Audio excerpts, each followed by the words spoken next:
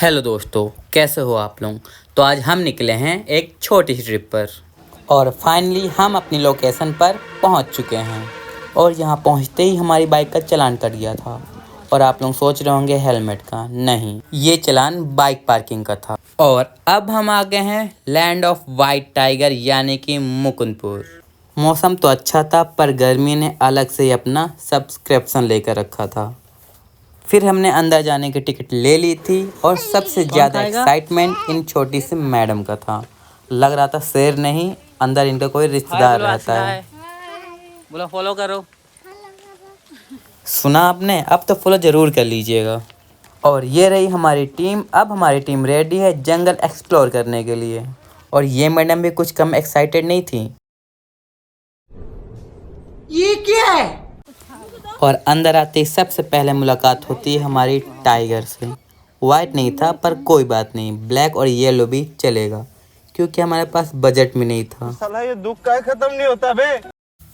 और फिर हम आगे निकल गए थे क्योंकि हमारे पास टाइम कम था और हमें पूरा मुकुंदपुर घूमना था। और फिर हमारी मुलाकात होती है जंगल के राजा यानी कि बब्बर से। पर इनका मूड देख के लग रहा था कि ये अपनी बीवी से नाराज हैं और अब शायद इनको सॉरी बोला जा रहा है, पर ईगो प्रॉब्लम। लेकिन भाई एक बात कहनी पड़ेगी, नेचर के बीच घूमने का सुकून ही अलग होता है। अगर मेरी बात मानो, आप जब भी प्लान बनाओ यहाँ घूमने का तो एक बार सर्दियों के मौसम में आइएगा, ज़्यादा अच्छे से घूम पाओगे। और हम सब मस्ती करते हुए हम आ गए थे भालू भाई से मिलने। लेकिन ये अपनी दुनिया में ही बिजी थे, किसी से कोई मतलब नहीं।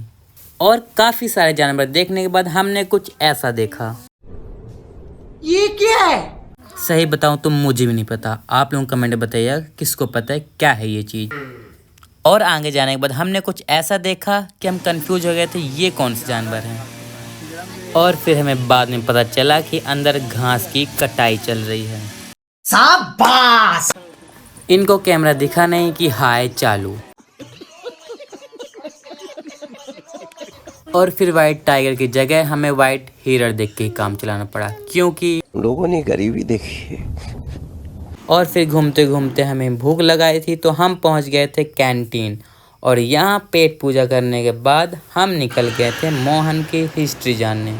और यहाँ काफ़ी चीज़ें मोहन के बारे में यानी कि वाइट टाइगर के बारे में लिखी हुई थी।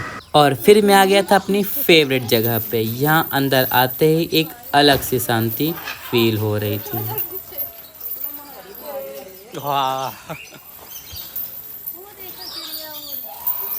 इतने सारे पक्षियों की आवाज़, भाई सच में मन हल्का हो गया। भाई इन्हें देख के लग रहा था इन्हीं के साथ यहीं रह जाऊं। और फिर मैं इस तोते को टच करने ही वाला था कि उधर से भैया ने बोला कि जुर्माना लगेगा। मैंने बोला अबे यार।